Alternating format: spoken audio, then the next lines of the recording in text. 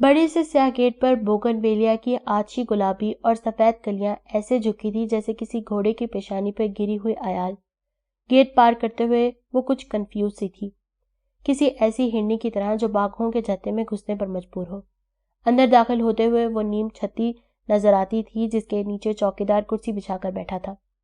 اس کے سامنے وسیع و عریض لان میں تقریباً ویسی ہی لڑکیاں ہرے، نیلے، گلابی اور زرد دوپٹوں کے ساتھ ادھر ادھر بکھری تھی جیسے کہ اسے پہلے سے سوچ رکھی تھی۔ کالج اس کے تصور سے کہیں زیادہ بڑا تھا۔ عنابی اور کافری رنگ میں ڈوبی عمارت یہاں سے وہاں تک پھیلی ہوئی تھی۔ سفیدے کے دیوقامت درختوں کی قطاروں میں سے گزر کر وہ ایڈمن بلاک کے قریب پہنچی تو صدف ایک لڑکی کو دیکھ کر ٹھہر گئی۔ وہ ان دونوں سے بہت خوش اخلاقی سے ملی تھی۔ اس کے نیلے دوپٹے سے عائشہ جان گئی تھی کہ وہ 4th ایئر کی اسٹوڈنٹ ہے۔ لو جی، سارا مسئلہ ہی حل ہو گیا۔ عائشہ، یہ میری ہے، یہ تمہیں ٹائم ٹیبل اور کلاس رومز کے بارے میں سمجھا دیں گی۔ ان کا نام عائشہ ہے؟ میری اس کا ہاتھ تھام کر ملائمیت سے بولی۔ کہاں سے آئی ہیں یہ؟ گگن پور سے۔ اچھا، باقی باتیں آپ اسی سے پوچھ لیں، میں تو جا رہی ہوں، ہسٹری کا پیریڈ نکل جائے گا ورنہ۔ عائشہ، تم فولنگ سے بچنا چاہتی ہو تو ان کے ساتھ ہی رہنا۔ نئے آنے والی لڑکیوں اور خاص طور پر تم جیسی لڑکیوں کی بہت گت بنتی ہے یہاں۔ صدف چلی گئی اور میری اسے ساتھ لے کر لان میں سے ہوتی ہوئی اندرونی عمارت میں آ گئی۔ نوٹس بورڈ کے سامنے ٹھہر کر اس نے عائشہ کی کلاسز کا شیڈول نقل کیا اور ساتھ ہی اس کے متعلق سوال کرتی رہی۔ پھر وہ اسے سارے کالج میں گھمانے لگی، کلاس رومز دکھائے، کمپیوٹر لیب، لائبریری اور کینٹین دکھائی۔ اس دورانیے میں وہ عائشہ کے متعلق چیدہ باتیں جان چکی تھی، مگر اپنے بارے میں اس نے کچھ نہیں بتایا تھا سوائے اس کے کہ وہ میری ہے اور ہاسٹل میں رہتی ہے۔ عائشہ کو پہلی ہی ملاقات میں وہ بہت اچھی لگی تھی۔ اس کی آواز میں طنز یا ترہم کے بجائے نرمی تھی۔ اس کی دودھیا رنگت میں سرخی کی واضح جھلک تھی۔ ہنستے ہوئے گالوں میں ننھے ننھے بھور پڑتے اور سفید چمکدار دانتوں کی سیدھی قطار آنکھوں میں کھپنے لگتی تھی۔ کٹوار سی آنکھوں میں نمی سی ہلکورے لیتی تھی۔ گھنے سیاہ بال کندھوں سے ذرا نیچے تک جھول رہے تھے۔ میری میں ہر وہ خوبی موجود تھی جو حسین ہونے کے لیے ضروری سمجھی جاتی۔ اس کی اچھی صورت اور نرم خوئی کے علاوہ عائشہ اس لیے بھی خوش تھی کہ اس کی میت میں وہ اس خوف سے کسی حد تک پیچھا چھڑا چکی تھی جو کالج کے حوالے سے اس کے اعصاب پر سوار تھا۔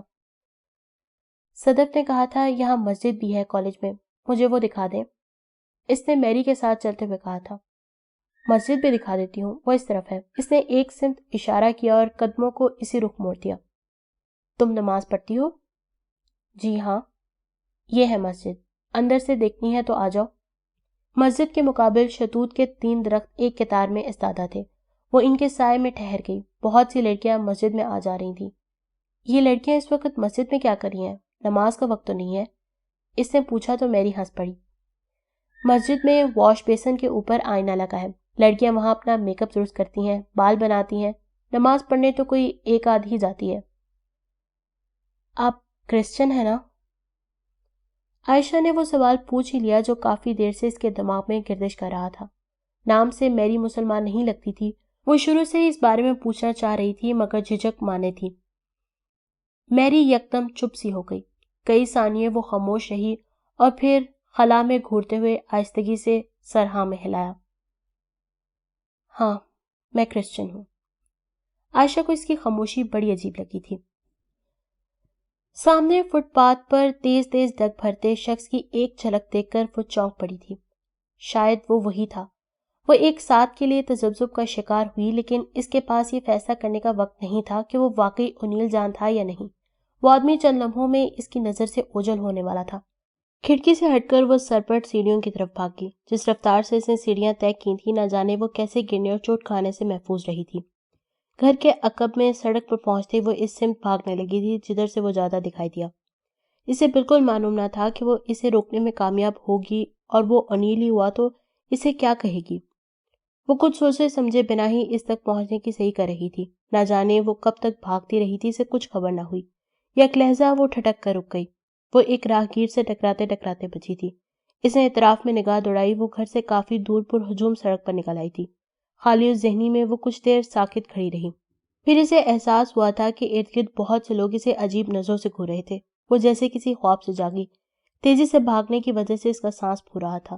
اس کی نگاہ بھٹک کر اپنے پیروں کی جانب گئی تھی۔ خود فراموشی میں وہ ننگے پاؤں گھر سے نکل آئی تھی۔ اپنی کڑھپ حالت کو محسوس کر کے وہ خجالت سے سر جھکائے واپس مڑی۔ کیا میں اسے کبھی دیکھ نہیں پاؤں گی؟ اس کی آنکھیں اس تکلیف دہ سوچ سے پانی تلے ڈوبنے لگیں۔ گھر کی طرف لوٹتے ہوئے اسے قریب سے گزرتا ہوا ننوں کا گروہ نظر آیا تھا۔ اچانک ایک خیال کوندھے کی طرح اس کے ذہن میں لپکا، میں سنڈے کو ضرور چرچ جاؤں گی، وہ یقیناً وہاں مل جائے گا۔ اگلے ہی پل وہ فیصلہ کر چکی تھی، اور نہ ملا تو ہر سنڈے کو چرچ جایا کروں گی۔ اس شہر کے سارے گرجا گھروں میں اسے ڈھونڈوں گی میں۔ ہتھیلی کی پشت سے گیلی آنکھیں صاف کرتے ہوئے وہ سوچ رہی تھی۔ اوائل جنوری کی برف کی ادگلی کاش جیسی صبح تھی، کچھ جمی ہوئی اور قدرے پگھلی ہوئی سی۔ دودھیا سفید دھند کی ردا اوڑے سرما کی ہوا سکچین اور املتاس کے درختوں میں سے سکڑ سمٹ کر ٹھٹری ہوئی رفتار سے بہ رہی تھی۔ سیاہ تارکول کی سڑک پر بے چین تیز قدموں سے چلتے ہوئے اوس میں بھیگے خزاں گزیدہ زرد گیلے سیلے پتے اس کے پیروں سے لپٹ جاتے تھے۔ اس نے سرکتی ہوئی ادنا شال کو گردن اور شانوں کے گرد سختی سے لپیٹا اور دھند کے سفید بے مہر سمندر میں منزل سے اپنے فاصلے کا تعین کرنے کی کوشش کی۔ گرجے کی پیشانی پہ استادہ سلیب قہر کی دبیز چادر میں ملفوف آسمان میں مدغم ہوتی معلوم ہو رہی تھی۔ وہ بہت قریب پہنچ چکی تھی، مگر فاصلہ تھا کہ سمٹنے میں ہی نہیں آتا تھا۔ اس کے متحرک قدموں کی جنبش پہلے سے فزوں تر اور مزید اضطراب آمیز ہو گئی۔ اس کی آنکھیں مسلسل کراس پہ جمی تھی، جیسے اسے اندیشہ ہو کہ نظر کے ذرا سے سرکنے پر وہ کہیں گم ہو جائے گا۔ جانے کیوں اسے یوں محسوس ہو رہا تھا کہ جس قدر وہ آگے بڑھ رہی ہے اسی قدر چرچ اس سے دور ہوتا چلا جا رہا ہے۔ دھند میں لپٹی سلیب آگے ہی آگے سرکتی محسوس ہوتی تھی، جیسے وہ بھی اسی سمت میں سفر کر رہی ہو، جیسے اس کے قدم آگے لے جانے کے بجائے اسے عقبی سمت میں دھکے رہے ہوں۔ اس وحشت انگیز خیال سے اس نے اپنی رفتار استاد کی آخری حد تک تیز کر دی۔ وہ خاصی دور سے پیدل چلتی ہوئی آ رہی تھی۔ یاسیت سے معمول موسم کی تلخ خنکی اور تھکن نے اعصاب کو اتنا بوجھل کر دیا تھا کہ قدموں سے چلنے کی سخت چھننے لگی تھی۔ جب اس کے پیروں نے گرجے کی یخ گرفتار نیم خوابدہ سیڑھیوں کو چھو کر محسوس کیا تو وہ خود بری طرح ہانپنے لگی تھی۔ شدید ٹھنڈ کے باوجود اس کی ناک کی پھننگ اور اوپری ہونٹ پر پسینے کی ننھی ننھی بوندیں لرز رہی تھیں۔ گرم شال جو کندھوں سے ڈھلک کر زمین پر گھسٹنے لگی تھی اس کے پیروں میں الجھی تو اگلے زینے کی طرف تیزی سے قدم بڑھاتے ہوئے اسے زوردار ٹھونکر لگی، لیکن ایک لمحے توقف کے بغیر دو زینے پھیلانگتی وہ چرچ کے صحن میں آ گئی۔ اندر صبح کی سروس جاری تھی۔ خراب موسم کے باعث بہت کم لوگ آئے تھے۔ پارکنگ میں کھڑی چند کاروں پر نگاہ دوڑا کر اسے مایوسی کا سامنا کرنا پڑا۔ وہ سیاہ کرولا ان گاڑیوں میں موجود نہیں تھی۔ وہ ایک سنگی بینچ پر ڈھہ گئی جو مرکزی دروازے سے ذرا ہٹ کر پیپل کے درخت کے پاس نصب تھا۔ یہ ان کے گھر سے نزدیک ترین چرچ تھا۔ اس طرف کوئی بھی ویگن نہیں آتی تھی، اس لیے اسے پیدل چل کر آنا پڑا تھا۔ رات کو امی کی چائے میں اس نے نیند کی 2 گولیاں ملا دی تھیں۔ وہ سونے کے لیے کبھی کبھار سلیپنگ پلز لے لیا کرتی تھی۔ ان کے رائٹنگ ٹیبل کے دراز سے وہ گولیاں حاصل کرنے میں اسے کوئی دقت نہیں ہوئی تھی۔ اسے معلوم تھا وہ دن چڑھے تک سوتی رہیں گی، کیونکہ ڈاکٹر نے انہیں ایک وقت میں صرف آدھی گولی استعمال کرنے کی ہدایت کی تھی، مگر بہرحال اسے دودھ والے کے آنے سے پہلے گھر پہنچنا تھا۔ سروس تمام ہو گئی تھی، لوگ باہر آنے لگے تھے۔ لاشعوری طور پر وہ سنبھل کر بیٹھ گئی تھی۔ ایک خمیدہ کمر والے بوڑھے کے پیچھے اس نے انیل کو نکلتے ہوئے دیکھا تھا۔ اس کی آستین کے نیچے بینڈیج کا ابھار نظر آ رہا تھا۔ وہ سانس روک کر اس کے اٹھتے ہوئے قدم گننے لگی۔ وہ اس کے بالکل پاس سے گزر کے آگے بڑھ گیا تھا۔ اس پر ایک جھجکتی نگاہ ڈال کر وہ گزر گیا تھا۔ اس کی آنکھوں میں شناسائی کی کوئی رمق پیدا نہیں ہوئی تھی۔ وہ اس کے پیچھے چلتی۔ انیل کا رخ پارکنگ کی جانب نہیں تھا، وہ فٹ پاتھ پر مخالف سمت میں پڑا تھا۔ اس کے قریب پہنچ کر جاسیہ نے اپنے حواس مجتمع کرنے کی خاطر چند گہرے گہرے سانس لیے اور پسینے سے بھیگی ہتھیلیوں کو آپس میں جوڑتے ہوئے بولی، ایکسکیوز می، آپ کو معلوم ہے اے بلاک؟ آواز سن کر وہ مڑا تھا۔ آپ انیل ہے نا؟ اس نے بہت کوشش کی مگر آواز کے ارتعاش پر قابو نہ پا سکی۔ آپ؟ اس کی نظروں میں الجھن تھی۔ آپ تو وہی ہے نا؟ کیا نام تھا آپ کا؟ وہ اسے پہچان گیا تھا۔ جاسیہ۔ ہاں جاسیہ، بہت خوبصورت نام ہے۔ آپ یہاں کیسے؟ میری ایک کلاس فیلو یہاں رہتی ہے، اے بلاک میں، چرچ کے سامنے گھر ہے اس کا۔ یہی بتایا تھا اس نے، میری نوٹس اس کے پاس ہیں۔ ایک ہفتے سے وہ کالج نہیں آ رہی، ان کا فون بھی شاید خراب ہے۔ کل کے ٹیسٹ کے لیے مجھے اپنے نوٹس کی ضرورت تھی، آدھے گھنٹے سے تلاش کر رہی ہوں اس کا گھر۔ آپ کے بازو کا زخم کیسا ہے؟ چند لمحے پہلے سوچی ہوئی باتیں اس نے بغیر اٹکے دہرا دیں۔ اب تو خاصا بہتر ہے۔ کیسا عجیب اتفاق ہے، آپ سے اس طرح اچانک ملاقات ہو گئی۔ میں اس جگہ سے قریب ہی ٹھہرا ہوں۔ ٹھہرے ہوئے ہیں کیا مطلب؟ میں یہاں نہیں رہتا، چند روز کے لیے آیا ہوں ایک کام کے سلسلے میں۔ اسے سن کر دھچکا لگا۔ کاش وہ کام کبھی مکمل نہ ہو، اس نے دل کی گہرائیوں سے تمنا کی تھی۔ آپ کی گاڑی؟ بس ویسے ہی ذرا چہل قدمی کا موڈ ہو رہا تھا۔ اے بلاک چرچ کی پچھلی طرف، میرے خیال میں ایک دفعہ وہاں سے گزرا تھا، صحیح طریقے سے یاد نہیں۔ اس کا مطلب تھا وہ اب رخصت ہو جائے۔ جاسیہ کا دل ڈوبنے لگا اور کچھ کہنے کے لیے رہ بھی تو نہیں گیا تھا۔ وہ کتنی دیر اسے ٹھہرنے پر مجبور کر سکتی تھی؟ انیل کے چہرے سے اکتاہٹ تو ظاہر نہیں ہوتی تھی، تاہم اس کی آنکھوں میں الجھن تھی۔ موقع ملا تو کبھی آؤں گا آپ کی طرف، آپ لوگوں نے میری بہت مدد کی۔ بارش کے موٹے موٹے قطرے زمین پر گرنے لگے۔ انیل نے ایک نظر آسمان کو دیکھا اور تیز آواز میں بولا، چرچ کے اندر چلتے ہیں، آئیے۔ اسے سردیوں کی بارش پسند نہ تھی، مگر یہ بارش اسے اپنی زندگی کی سب سے اچھی بارش لگ رہی تھی۔ انیل اوکاڑا کا رہنے والا تھا۔ اس کی والد گزشتہ کئی برسے مغربی جرمنی میں مقیم تھے۔ انیل کی والدہ کی وفات کے بعد انہوں نے وہیں شادی کر لی تھی۔ دوسری بیوی سے ان کی 2 بیٹیاں تھیں۔ انیل اکیلا رہتا تھا۔ اس نے ہوٹل مینجمنٹ کے چند کورسز کر رکھے تھے۔ اوکاڑا میں وہ ایک جدید طرز کا ریسٹورانٹ تعمیر کروا رہا تھا اور اسی سلسلے میں کچھ تجربہ کار لوگوں سے ملنے اور مشورہ کرنے کے لیے یہاں آیا تھا۔ وہ کرائے کے اپارٹمنٹ میں ٹھہرا ہوا تھا اور چند روز بعد واپس جانے والا تھا۔ بارش زیادہ تیز نہیں تھی، شاید 10 یا 15 منٹ ہلکی ہلکی بوندا باندی ہوتی رہی تھی، اور اس عرصے میں انیل اسے یوں باتیں کرتا رہا تھا جیسے وہ برسوں سے ملتے آ رہے ہوں۔ بارش سے پہلے والی بیگانگی اور رسمی انداز کا شائبہ تک نہ باقی رہا تھا۔ وہ جاسیہ سے اس کی پڑھائی، فارغ اوقات کے مشاغل، عادات، پسند ناپسند کے بارے میں چھوٹے چھوٹے سوالات کرتا رہا، اور جواب میں جو کچھ وہ بتاتی رہی اسے بڑی دلچسپی سے سنتا رہا۔ بارش کے رکنے کے بعد وہ چرچ کی پشت پر اے بلاک میں اس کے ساتھ وہ مکان ڈھونڈتا رہا جس کا سرے سے کوئی وجود ہی نہ تھا۔ سرخ کھپریلوں کی چھت والے مکان کے سامنے رک کر جاسیہ نے ایک طویل سانس بھری اور مصنوعی خوشی کا اظہار کرتے ہوئے بولی، آخرکار مل ہی گیا، یہی ہے اس کا گھر۔ اس نے کہا تھا پورٹیکو کی چھت پر انگوروں کی بیل پھیلی ہوگی، اور اسے کچھ اور نہ سوجھا تو ایک لمحے کے لیے چپ ہو گئی۔ بالکل ٹھیک پہنچ گئے، میں آپ سے دوبارہ مل سکتا ہوں؟ کل میں کالج کے گیٹ پر آپ کا انتظار کروں گا۔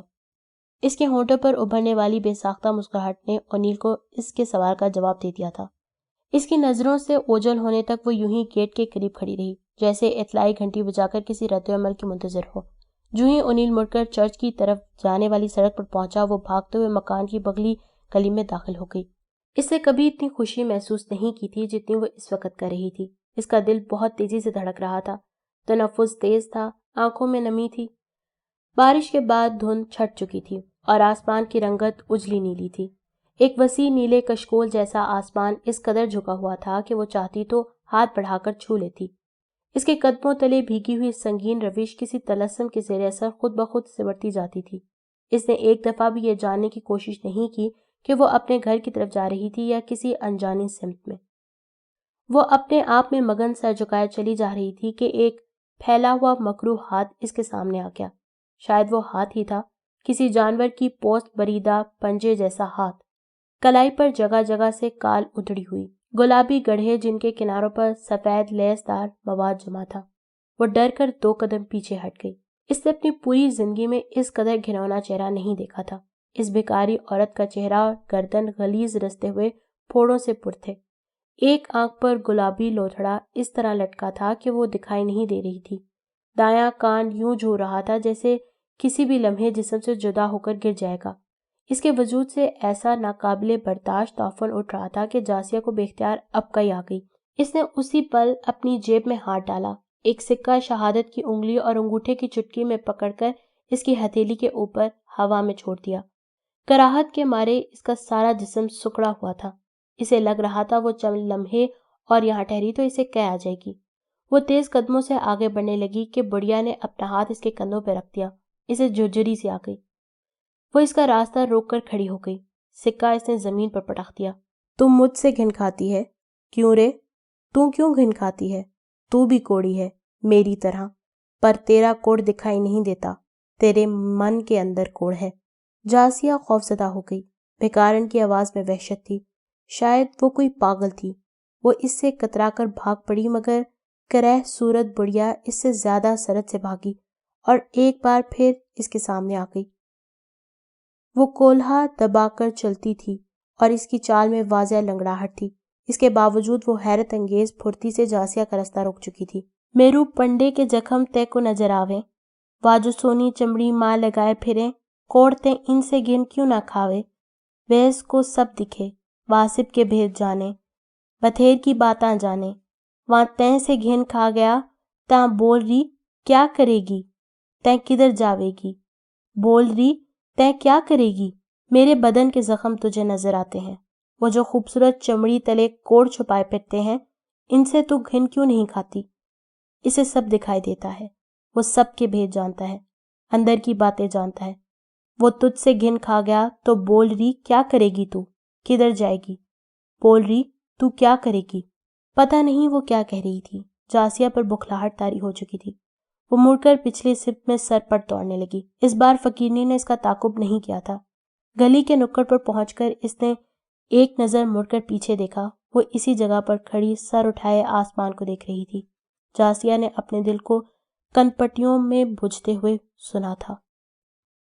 تم اتنا کم کیوں بولتی ہو عائشہ؟ پتہ نہیں جی، میرے ابا جی کہتے ہیں زیادہ بولنے والے بے وقوف ہوتے ہیں. میری کے ہونٹوں پہ مسکراہٹ بکھر گئی. اس کا مطلب ہوا میں بے وقوف ہوں؟ نہیں جی. اس نے جلدی سے نفی میں سر ہلایا. یہ تو میں نہیں کہہ رہی، آپ زیادہ تو نہیں بولتی، ضرورت کی بات ہی کرتی ہیں. اس وقت وہ دونوں دیوار کے ساتھ ساتھ رینگتے ہوئے اس خشک نالے کے کنارے بیٹھی تھی جو پتوں سے اٹا پڑا تھا. نالے پہ سایہ فگن درختوں کے باعث یہاں نسبتاً ٹھنڈک رہتی تھی اور بہت سی لڑکیاں اپنے فارغ وقت میں ادھر آ کر ڈیرا جما لیتیں. شور کی آواز سن کر عائشہ کی توجہ اس جانب منتف ہوئی تو اس نے ایک دبلی پتلی لڑکی کو کتے کا پلہ اٹھائے ہوئے دیکھا تھا. نالے کا کچھ حصہ جو کنکریٹ کی سروں سے ڈھکا ہوا تھا وہاں کتیا نے بچے دے دیے تھے. اس نے پہلے بھی لڑکیوں کو کتیا اور اس کے بچوں پر پتھر برساتے دیکھا تھا. وہ لڑکی پلے کو اگلے پنجوں سے لٹکائے دائیں بائیں جھلاتے ہوئے بے تحاشا ہنس رہی تھی. اس کے ارد گرد 6-7 لڑکیوں کا گروہ گھیرا ڈالے اس کھیل سے محظوظ ہو رہا تھا. پلہ اس آفت سے گھبرا کر چاؤں چاؤں کر رہا تھا. میری نے عائشہ کے چہرے پر پھیلتا اضطراب بھانپ کر وجہ پوچھی، لیکن وہ منہ سے کچھ بولے بنا اسی سمت دیکھتی رہی. اب وہ لڑکی اس مختصر حوض کی جانب جا رہی تھی جس میں ایک بڑے نل سے گرتا ہوا پانی جمع ہوتا تھا. لڑکیاں وہاں پر منہ ہاتھ دھوتی تھیں. حوض کے قریب جا کر اس نے پلے کو زور سے جھلایا اور حوض میں اچھال دیا. ایک لڑکی نے تاک کر پتھر دے مارا. وہ درد سے بلبلا کر زور زور سے چلانے لگا. ایک من چلی لمبی سی لڑکی اس کی کمر میں چاقو کی طرح کھونپ کر اسے غوطہ دینے لگی. عائشہ ایک دم اپنی جگہ سے اٹھی اور تیزی سے ان لڑکیوں کے قریب چلی گئی. میری بھی اس کی تقلید میں اٹھ گئی تھی. وہ لڑکیوں کا گھیرا توڑ کر آگے بڑھی اور باہر نکلنے کے لیے جدوجہد کرتے ہوئے پلے کو دونوں ہاتھوں میں اٹھا لیا. کیا کری ہو عائشہ؟ چھوڑو اسے. میری کو اس کی بے وقوفی پر غصہ آ گیا. آس پاس کھڑی لڑکیاں اسے ناپسندیدہ نظروں سے دیکھ رہی تھیں. نا جی، بے زبان جانوروں کو نہیں ستانا چاہیے. وہ بڑے اطمینان سے بھیگے ہوئے پلے کو اپنے دوپٹے سے پوچھ رہی تھی. اس نے ایک بار بھی نظر اٹھا کر لڑکیوں کے چہروں پر کھدا ہوا تمسخر دیکھنے کی کوشش نہیں کی تھی. پلہ اپنے جسم کو بار بار سکڑ کر پانی کے قطرے جھاڑ رہا تھا اور اس کے بالوں سے اڑتے چھینٹے عائشہ کے کپڑے اور شاید چہرے پر گر رہے تھے. میری نے مزید کچھ نہیں کہا. وہ ایک طرف کھڑی ہو کر ہونٹ پیچھے اسے دیکھتی رہی. عائشہ نے پلے کا جسم اچھی طرح خشک کر کے بعد میں اسے دھوپ میں چھوڑ دیا.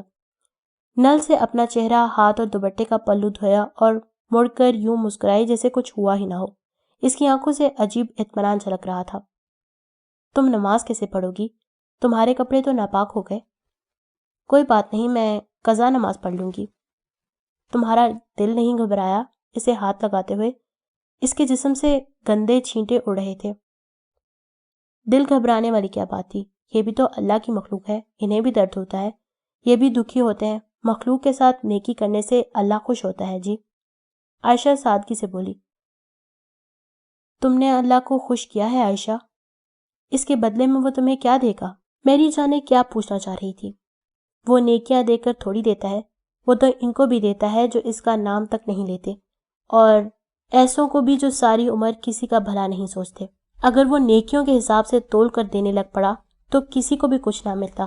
مخلوق بھلا خالق کو کیسے کچھ لوٹا سکتی ہے؟ اس نے ہاتھ، پاؤں، آنکھیں، جسم کے سارے عضو دے دیے ہیں۔ یہ کوئی ہماری نیکیوں کا اجر تو نہیں ہے؟ دن میں کتنی بار سانس لیتے ہیں ہم؟ اگر ایک نیکی کے بدلے ایک سانس ہوتا تو بتائیں ہم کیسے پورے اترتے؟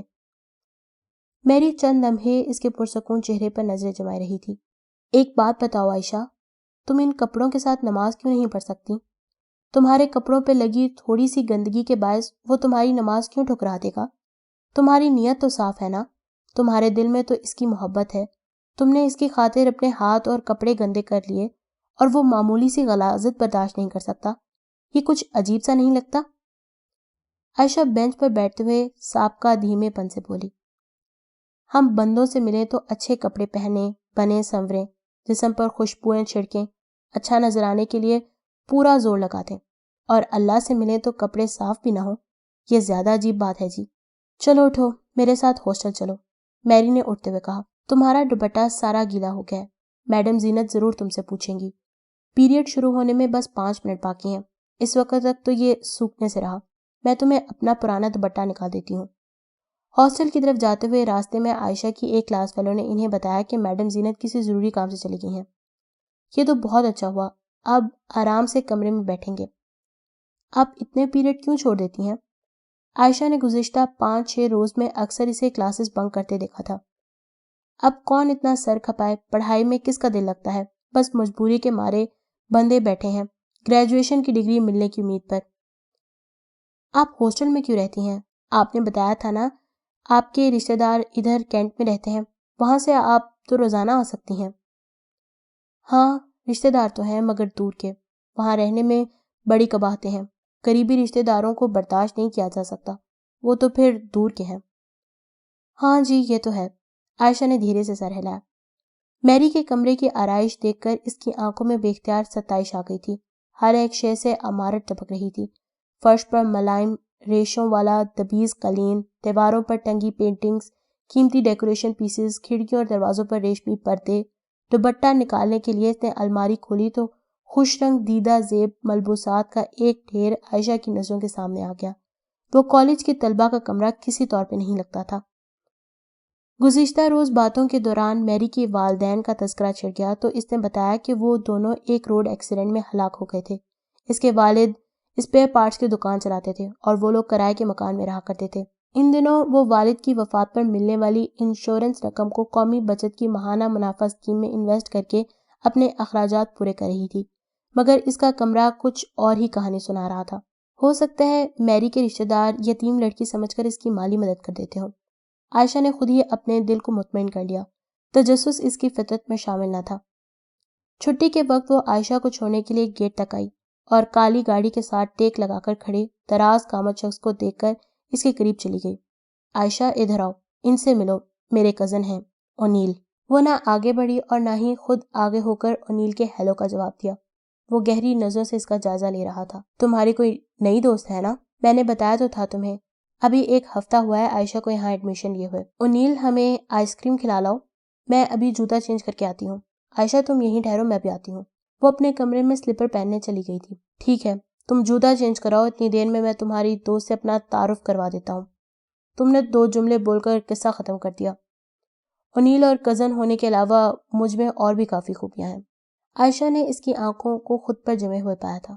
میری اس کی رائے لیے بغیر ہی چلی گئی تھی۔ اونیل چند قدم اٹھا کر اس کے قریب پہنچ گیا تھا۔ اس کے ہونٹ کچھ کہنے کے لیے کھل ہی رہے تھے کہ وہ تیزی سے مڑ گئی اور گیٹ سے اندر چلی گئی۔ اسے اونیل کی شخصیت سے عجیب قسم کا خوف محسوس ہوا تھا۔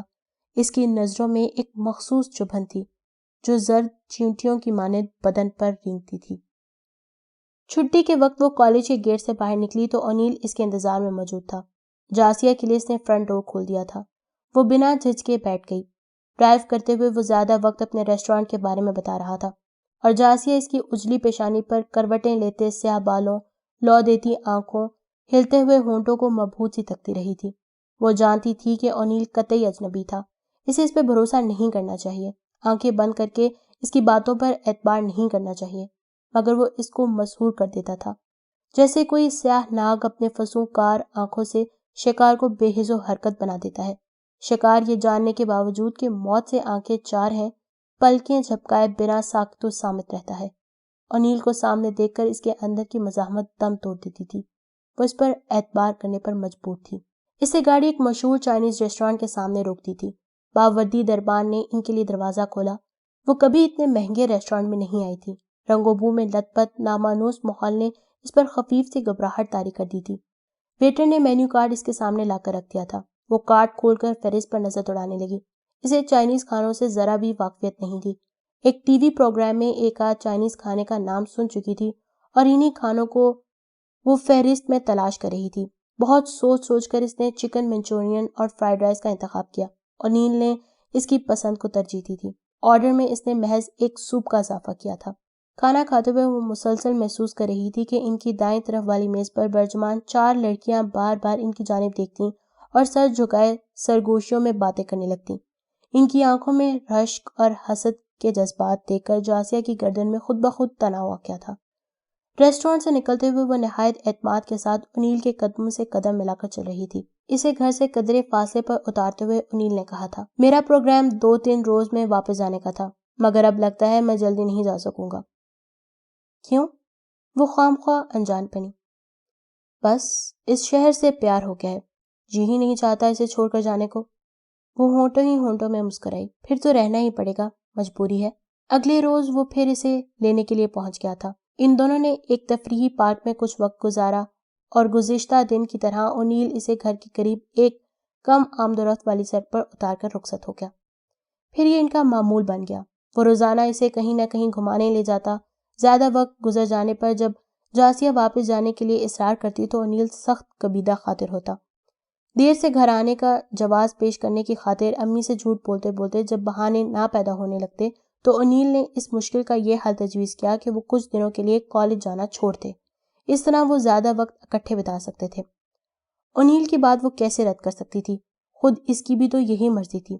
وہ گھر سے کالج کے لیے تیار ہو کر نکلتی۔ چوراہے سے اگلے موڑ پر انیل اس کا منتظر ہوتا۔ چھٹی کے وقت وہ اسے واپس چھوڑ دیتا۔ اس نے وقت پر گھر آنا شروع کر دیا تو امی بھی مطمئن ہو کر خاموش ہو گئیں۔ اسے معلوم تھا کہ انیل صرف اس کی خاطر ٹھہرا ہوا تھا، مگر آخر تو اسے لوٹ کر جانا ہی تھا۔ اس کی واپسی کے بارے میں سوچ کر جاسیہ کی نبض تھمنے لگتی۔ اس اذیت ناک وقت کا تصور بھی اس کے لیے سہانے روح تھا۔ اس کی سوچ کا اختتام بس یہیں پر ہو جاتا تھا کہ انیل اس کے پاس تھا، وہ اسے مل سکتی تھی، جی بھر کے دیکھ سکتی تھی، اس کی آواز سن سکتی تھی، لیکن ایسا کب تک ممکن ہوگا؟ وہ چلا گیا تو کیا ہوگا؟ ان دونوں کے درمیان مذہب کی دیوار حائل تھی۔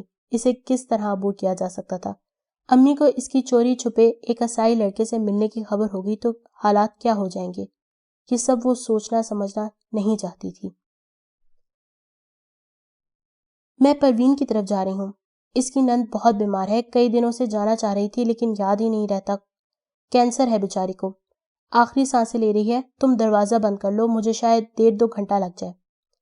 عفت نے گرم چادر اوڑھتے ہوئے اطلاع دی تھی۔ پروین اسکول میں ان کی کولیگ تھی۔ اس نے گھڑی میں وقت دیکھا، سوئیاں 9 بجنے کا اعلان کر رہی تھیں۔ اس نے انہیں رخصت کر کے دروازہ بند کیا اور کمرے میں ٹہلنے لگی۔ جب اسے یقین ہو گیا کہ وہ ویگن میں بیٹھ چکی ہیں تو وہ آہستگی سے دروازہ کھول کر سڑک پر آئی اور دائیں بائیں دیکھ کر مارکیٹ کی طرف چل دی۔ ایک پی سی او سے انیل کے موبائل پر فون کر کے اسے آنے کے لیے کہا اور اسی پی سی او کے سامنے اس کا انتظار کرنے لگی۔ کچھ دیر بعد وہ اس کے پاس تھا۔ گاڑی کو مناسب جگہ پارک کر کے وہ دونوں ایک نسبتاً ویران سڑک پر چہل قدمی کرنے لگے۔ خن خزاں رسیدہ رات کی دھندلی مانگ میں چاند سہما سہما سا لگ رہا تھا۔ ہر شے پر دھند کی ہلکی سی تہ تھی۔ اس نے چلتے چلتے اپنے سر پر سایہ فگن بلند و بالا سفیدے اور شیشم کے درختوں پر نگاہ دوڑائی۔ ہر سو خزاں کا حزن و ملال ٹھہرا ہوا دکھائی دے رہا تھا۔ کولتار کی سیاہ اوس میں بھیگی سڑک پر جہاں تک اسٹریٹ لائٹس کی پیلی روشنی نظر کی انگلی تھام کر لے جاتی تھی، کناروں پر لگے درختوں سے ٹوٹ کر گرنے والے زرد پتوں سے ڈھکی ہوئی تھی۔ زرد پتے، زرد روشنی، زرد چاند، ہر شے خزاں کی دائمی زرد رنگ میں نہائی ہوئی تھی۔ سرد ہوا کا جھونکا اس کے بدن سے ٹکرایا تو اس پر خفیف سی کپکپی طاری ہو گئی۔ اس بار سردی کچھ زیادہ نہیں؟ اس نے اپنے سویٹر کے جیبوں میں ہاتھ گھسیٹتے ہوئے خیالات میں مستغرق انیل کو پکارا۔ ہاں؟ کیا کہا؟ وہ ایک دم چونک کر متوجہ ہوا، پھر اس کے کہے فکرے پر غور کرتے ہوئے بولا، کچھ نہیں۔ خاصی زیادہ گزشتہ برس تو ان دنوں میں شام کی ہوا بہت خوشگوار ہوا کرتی تھی۔ اس نے ہاتھوں کو آپس میں مسلتے ہوئے ایک سرسری نگاہ اس پر ڈالی اور پھر سے پیروں تلے آ کر چرمراتے پتوں کو تکنے لگا۔ وہ خلاف معمول متفکر اور خاموش تھا۔ میں محسوس کر رہی ہوں تم کچھ پریشان ہو۔ ہاں، اس نے سر کو دھیرے سے جنبش دی۔ میں پرسوں واپس جا رہا ہوں۔ سفیدے کے درخت زمین بوس ہونے لگے، اسٹریٹ لائٹس کی روشنی مدھم پڑنے لگی۔ بہت دیر تک اس کے منہ سے ایک لفظ بھی برآمد نہیں ہوا۔ تم چلے جاؤ گے انیل؟ جانا تو پڑتا ہے، جانا تو پڑے گا ہی، ہمیشہ کے لیے کوئی کیسے اجنبی جگہ پہ رک سکتا ہے؟ اس کی آواز میں نمی گھلنے لگی۔ تم مجھ سے شادی کرو گی؟ اچانک انیل نے قدم روک کر پوچھا۔ وہ چلتی رہی۔ تم مسلمان ہو سکتے ہو؟ انیل چپ رہا۔ وہ ایسی خاموشی کی توقع کر رہی تھی۔ سفیدے کے دیوقامت درختوں کے پھتکوں پر پہلی تاریخوں کا ادھورا چاند اس کے ساتھ ساتھ سفر کر رہا تھا۔ اس چاند میں روشنی کی ایک بوند نہیں تھی۔ سفید سنگے مرمر کا کوئی ٹکڑا درختوں کی شاخوں میں الجھتا ہوا ہوا کی ہتھیلی پر سوار اس کے سنگ محو سفر تھا۔ اپنے پہلو میں اسے انیل کے قدموں کی چاپ سنائی نہیں دیتی تھی۔ جاسیہ، وہ آگے بڑھتی رہی، میں مسلم ہو جاؤں گا، میں تمہاری خاطر کچھ بھی کرنے کو تیار ہوں۔ اس کے اٹھتے قدم تھم گئے تھے۔ بے یقینی سے اس نے مڑ کر انیل کا چہرہ دیکھا جو اس لمحے جوش سے تمتمایا ہوا تھا۔ اگر مسلم ہو جانے سے مجھے تم مل سکتی ہو تو مجھے ایسا کرنے پر کوئی اعتراض نہیں۔ تیزی سے چلتا اس کے قریب آ گیا۔ اس نے نظر اٹھا کر چاند کو دیکھا۔ چند لمحے پہلے جو چاند روشنی سے یکسر محروم تھا اب اتنا چمکدار ہو گیا تھا کہ اس پر نظر ٹھہرانا مشکل تھا۔ میں صرف اس لیے کرسچن ہوں کہ میرے والدین کرسچن ہیں، اور تم محض اس وجہ سے مسلم ہو کہ تمہارے بڑے اس مذہب کے پیروکار تھے۔ یہ سلسلہ کس قدر مضحکہ خیز ہے۔ جس چیز کو میں نے اپنی مرضی سے چنا ہی نہیں، اس کے لیے اپنی زندگی برباد کرنے کی بے وقوفی کا متحمل کم از کم میں نہیں ہو سکتا۔ اسے اپنی سماعت پہ اعتبار نہیں آ رہا تھا۔ جس لمحے کے خوف سے اس کا دل سہم سہم کر دھڑکتا تھا وہ اتنا سہل ہوگا وہ سوچ بھی نہیں سکتی تھی۔ اس روز تمہیں چرچ کے سامنے دیکھ کر میں سمجھی تھی کہ تم بہت مذہبی ہوگے، مگر تم تو… خوشی سے اس کی دھڑکن قابو سے باہر ہوئی جا رہی تھی۔ چرچ جانے کا مطلب یہ نہیں کہ میں خود پر خوشیاں حرام کر لوں۔ جاسیہ، تم میری زندگی کی سب سے بڑی خوشی ہو، اور میں کسی قیمت پر تمہیں نہیں چھوڑ سکتا۔ میری کمیونٹی مجھ سے قطع تعلق کی کر لے، چاہے ساری دنیا مجھ سے روٹھ جائے، میں تم سے دستبردار نہیں ہو سکتا۔ مذہب ہمارے درمیان نہیں آئے گا۔ ملا کیا سوچے گا اور پادری کیا کہے گا، ہمیں اس بارے میں فکر مند ہونے کی ضرورت نہیں۔ ہم ایک دوسرے سے محبت کرتے ہیں، اور شادی کرنے کی اس سے ٹھوس وجہ کوئی نہیں ہو سکتی۔ میں اتنی خوش قسمت کیسے ہو سکتی ہوں؟ وہ ہوا کے دوش پر تیرتی سوچ رہی تھی۔ میں ابھی تمہارے ساتھ کسی بھی مسجد میں جا کر اسلام قبول کرنے پر تیار ہوں، لیکن کیا تمہاری امی رضامند ہو جائیں گی؟ وہ چونک گئی۔ امی تو شاید اس بارے میں سنتے ہی آپے سے باہر ہو جائیں گی۔ اگر میرے مذہب تبدیل کرنے کے بعد بھی تمہاری امی اس شادی پر تیار نہ ہوئیں تو کیا کرو گی تم؟ انہیں ناراض کرنے کی ہمت ہے تم میں؟ وہ اس کے شانے پر ہاتھ رکھے پوچھ رہا تھا۔ کچھ دیر وہ اس کے لمس کی حدت کو اپنے شانے میں جذب ہوتے محسوس کرتی رہی، اور پھر ٹھوس لہجے میں بولی، ہاں، میں کسی بھی حد سے گزرنے کے لیے تیار ہوں۔ انیل کے اپارٹمنٹ کے دروازے پر دستک دے کر وہ انتظار کرنے لگی۔ آج وہ 10 روز بعد اوکاڑا سے واپس آیا تھا، اور ان 10 روز میں سے بخوبی اندازہ ہو گیا تھا کہ انیل کے بغیر رہنا اب اس کے لیے ممکن نہیں تھا۔ کل رات کو اس نے فون کر کے انیل سے بات کی تھی، اور یہ جان کر کے کہ وہ اگلے روز واپس آ رہا تھا ایک ایک پل گننے لگی تھی۔ انیل نے کالج سے چھٹی کے وقت ملنے کے لیے کہا تھا، لیکن وہ اس وقت تک انتظار کرنے کی مطمئن نہیں ہو سکتی تھی۔ خود کو بہت سمجھانے بجھانے کے باوجود وہ انیل کے اپارٹمنٹ میں آنے سے باز نہیں رہ سکتی تھی۔ وہ آج سے پہلے کبھی اس کے ساتھ اس کے اپارٹمنٹ میں نہیں آئی تھی، اور دروازے کے سامنے پہنچ کر کسی قدر دے ذبذب کا شکار ہو گئی تھی۔ لیکن اب تو وہ آ چکی تھی، دستک بھی دے چکی تھی۔ دروازے کی دوسری جانب قدموں کی چاپ لمحہ بلمحہ نزدیک آ رہی تھی۔ اس کے دل کی دھڑکن تیز ہو گئی۔ دروازہ کھلا اور انیل نے بے تکلفی سے اسے ہاتھ سے تھام کر اندر کھینچ لیا۔ وہ اس اچانک حملے پر خود کو بروقت سنبھال نہ سکی اور لڑکھڑا کر اس کے کشادہ سینے سے جا ٹکرائی۔ انیل! وہ اس کی گرفت میں کس مسائی۔ مجھے یقین نہیں آتا۔ وہ خمار آلود لہجے میں بولتا اس پہ جھکا۔ اس کی گرم سانسوں میں بسی تیز بو کے بھپکے نے جاسیہ کی تمام حسیات کو بردار کر دیا۔ وحشت زدہ ہوتے ہوئے اس نے ایک جھٹکے سے خود کو اس کے بازوں سے آزاد کیا۔ کیا ہوا؟ وہ اس کی گھبرائی ہوئی صورت پر نظریں گاڑ کر ہولے سے آگے کھسکا اور دروازے کو لاک کر دیا۔ انیل کے چہرے کی غیر معمولی سرخی، چڑی چڑی آنکھیں اور قدموں کی لڑکھڑاہٹ اسے بہت کچھ سمجھا رہی تھی۔ سینٹرل ٹیبل پر دھری لمبی گردن والی سبز بوتل اور جام کی تہ میں تیرتے رنگین سیال کو دیکھ کر اس کے شکوک کی تصدیق ہو گئی۔ انیل شراب پیتا ہے۔ اسے دکھ ہوا۔ ہونٹ کچلتے ہوئے وہ صوفے پر بیٹھ گئی تھی۔ تم پریشان ہو گئی ہو جاسیہ، اطمینان سے بیٹھو، میں آؤٹ نہیں ہوں۔ مجھے یہاں نہیں آنا چاہیے تھا۔ وہ خود کو سرزنش کر رہی تھی۔ کچھ بولو نا، آئی سویر میں زیادہ نہیں پیتا۔ تمہاری خاموشی مجھے گلٹی فیل کرنے پر مجبور کر رہی ہے۔ میں کیسے وقت گزارتا دوپہر کا انتظار کرتے کرتے؟ میں تو صرف اس اذیت ناک انتظار کی کوفت دور کرنے کے لیے… کم آن یار، گھبرانے کی کیا بات ہے؟ اس کی آواز میں لہک تھی اور جملے بے ربط۔ میں پریشان نہیں ہوں، وہ فقط اسی قدر کہہ سکی۔ انیل ذرا سا ڈول کر اٹھا اور اس کے پہلو کے ساتھ پہلو جوڑ کر بیٹھ گیا۔ اس کی آنکھوں میں تیرتے سرخ ڈورے جاسیہ کے حواس متخل کر رہے تھے۔ وہ آہستگی سے پرے کھسک گئی۔ تم اتنی خاموش کیوں ہو؟ میں نے کہا نا، میں سوبر ہوں۔ اس نے جھنجھلا کر ہاتھ جھٹکا۔ تمہارے آنے سے پہلے میں نے صرف 2 اسمال پیگز لیے تھے۔ میں نے تمہیں کتنا مس کیا، تمہیں ذرا بھی اندازہ نہیں ہے۔ میں نے بھی۔ جاسیہ نے دونوں ہاتھوں کی انگلیاں آپس میں پھنسائے۔ وہ اپنے دل میں انیل کے لیے خفگی یا غصہ تلاش کرنے کی کوشش کر رہی تھی، لیکن اسے کچھ بھی محسوس نہیں ہو رہا تھا۔ ہاں، وہ یہ ضرور سوچ رہی تھی کہ انیل کی آنکھوں میں تیرتی سرخی نے انہیں اور بھی زیادہ خوبصورت بنا دیا تھا۔ چلو ٹیرس پہ چل کے بیٹھتے ہیں، آج بہت دنوں بعد پھر دھوپ نکلی ہے۔ انیل نے کندھوں سے تھام کر اسے صوفے سے اٹھایا۔ عمارت کے پچھواڑے گھاس کے میدان میں چوبی نشستوں پر بہت سے لوگ بیٹھے تھے۔ چمکیلی دھوپ مخملی سبز گھاس اور پتھریلی روشوں کو نکھار رہی تھی۔ تمہیں پتہ ہے جاسیہ، ایک ٹنڈ مونڈ پیڑ کو گھورتے ہوئے انیل نے اسے مخاطب کیا، شرابی خداوند کی بادشاہی میں داخل نہیں ہو سکتا۔ بائبل میں لکھا ہے۔ مجھے شراب بری لگتی ہے، لیکن کبھی کبھار خداوند کی بادشاہی میں… وہ زیر لب بولنے لگا۔ ہم ایسے کاموں سے کیوں نہیں رکتے جن سے روک دیا گیا ہے؟ جاسیہ نے متعجب ہو کر اسے دیکھا تھا۔ تمہیں اپنا مذہب چھوڑنے پر دکھ ہوگا انیل؟ کیا تمہیں لگتا ہے کہ تم اس فیصلے پر قائم رہ سکو گے؟ اس نے ڈرتے ڈرتے پوچھا۔ انیل نے نظروں کا زاویہ تبدیل کر کے ایک جاندار مسکراہٹ اس کی جانب اچھالی تھی۔ مجھے صرف تمہیں چھوڑ کر دکھ ہوگا۔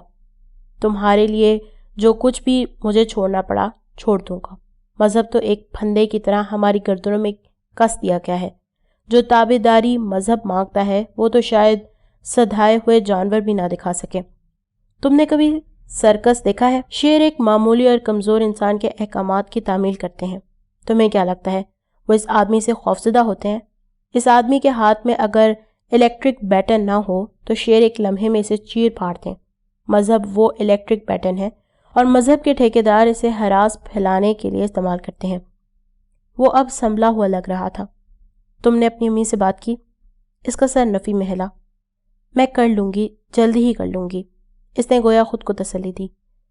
میری سالگرہ ہے اس تھرسڈے کو۔ میک ڈونلڈ میں سیلیبریٹ کریں یا پی سی میں؟ جیسے تمہاری مرضی۔ مجھے تو تمہاری مرضی عزیز ہے۔ وہ مسکرا کر کسی انگلش گانے کی دھن پر سیٹی بجانے لگا تھا۔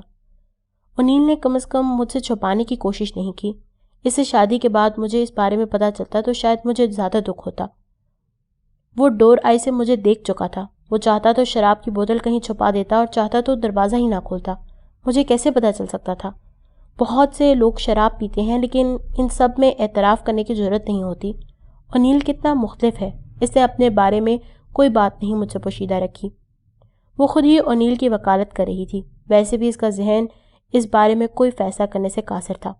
اس کا دھیان انیل کی سالگرہ پر لگ گیا تھا۔ کوئی اچھا سا تحفہ خریدنے کے لیے اسے رقم کی ضرورت تھی۔ امی جیب خرچ کے نام پر ہفتے میں ایک آدھ بار 10-15 روپے اس کی ہتھیلی پر رکھ دیا کرتی تھیں۔ اتنے پیسوں میں سے کچھ بچانے کا تو سوال ہی پیدا نہیں ہوتا۔ اس کی زیادہ تر سہیلیاں بھی اس طرح کی لوور مڈل کلاس سے تعلق رکھتی تھی، ان سے بھی ادھار ملنے کی توقع نہیں تھی۔ انیل کو تحفہ دینے کے لیے وہ رقم کا بندوبست کہاں سے کرے گی؟ گھر آنے تک وہ خاصی متفکر ہو چکی تھی۔ اسے توے کے نیچے آنچ دھیمی کرتے ہوئے مڑ کر دیکھا۔ اجی کچن کے دروازے میں کھڑا تھا۔ سویرے سویرے ہوٹل کی کالی چائے پی کر سارا اندر جل جاتا تھا۔ چل تیرے آنے کا کوئی فائدہ تو ہوا۔ اجی ڈبو روٹی بنانے والی ایک کمپنی میں ملازم تھا۔ وہ فجر کی اذانوں سے قبل گھر سے نکل جاتا اور کمپنی کے مقامی ڈپو جا کر ڈپو انچارج کی موجودگی میں گنتی کر کے مال گاڑی میں لوڈ کرواتا۔ تائی جان یا صدف کو اتنی جلدی جاگنے کی عادت نہیں تھی، اس لیے اسے ناشتے کے بغیر ہی رخصت ہونا پڑتا تھا۔ عائشہ فجر کی نماز پڑھنے کے لیے اس کے ڈپو جانے سے پہلے ہی اٹھ جاتی تھی، سو اس کے لیے ناشتہ تیار کرنے کی ذمہ داری اس نے اٹھا لی تھی۔ اسٹیشن ہیڈ کوارٹر گیا تھا میں تیرے پاس کا پتہ کرنے کے لیے۔ وہ چوکی گھسیٹ کر بیٹھ گیا۔ کسی فوجی افسر کی سفارش چاہیے، سول بندے کو ویسے نہیں بنانے دیتے۔ گڈی کا پاس، پہلے بھی صدف کے واسطے مجھے بڑی بھاگ دوڑ کرنی پڑی تھی۔ اس کپتان صاحب کی پوسٹنگ ہو گئی ہے جس نے پہلے کام کروایا تھا۔ باقی تو کوئی تکلیف نہیں، پر کالج سے بس اسٹاپ پر پہنچنا بڑا مشکل ہے۔ تانگا کبھی ملتا ہے کبھی نہیں، کئی بار سالم تانگا کرانا پڑتا ہے۔ 15-20 روپے مانگتے ہیں تانگے والے۔ عائشہ نے روٹی توے پر ڈالتے ہوئے کہا۔ ایک دو روز صدف اس کے ساتھ پرائیویٹ بس پر گئی تھی، مگر اب وہ اکیلی آ جا رہی تھی۔ پیسوں کی فکر نہ کیا کر، مجھ سے لے لیا کر جتنی ضرورت ہو۔ نہیں، پیسے ہیں میرے پاس۔ شرماتی کیوں ہے؟ میں کوئی غیر تھوڑی ہوں۔ وہ دھوئیں سے جھلستی ہوئی دیوار کو دیکھنے لگی۔ اجی اٹھ کر چلا گیا تھا۔ جب وہ روٹی چنگیر میں رکھ رہی تھی تو اجی نے ایک شاپر لا کر اس کے سامنے رکھ دیا۔ پوچھے گی نہیں کیا ہے اس میں؟ وہ خاموشی سے رکابی میں سالن نکالتی رہی۔ او کچھ بولا بھی کر، ہر وقت یہ چپ نہ رہا کر۔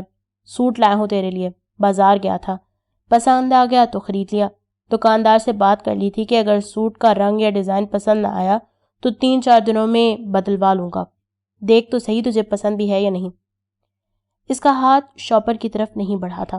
کھانا اجی کے سامنے رکھ کے چوکی پر رکھ کر وہ باہر جانے لگی تھی کہ وہ اس کے سامنے آ گیا۔ تو سمجھتی کیا ہے خود کو؟ اس کے لہجے میں تیش تھا۔ تم یہ سوٹ میرے لیے کیوں لے کر آئے ہو؟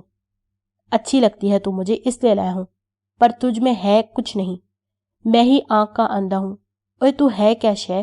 کیا ہے تجھ میں جس پر تو اتنا کرتی ہے؟ تیری آنکھوں میں ایک کالے سمپولیے کنڈی مارے نہ بیٹھے ہوتے تو میں… اسے روتے دیکھ وہ خاموش ہو گیا۔ بیڑا غرق ہو ان آنسوؤں کا جو ہر دم بہنے کے لیے تیار ہوتے ہیں۔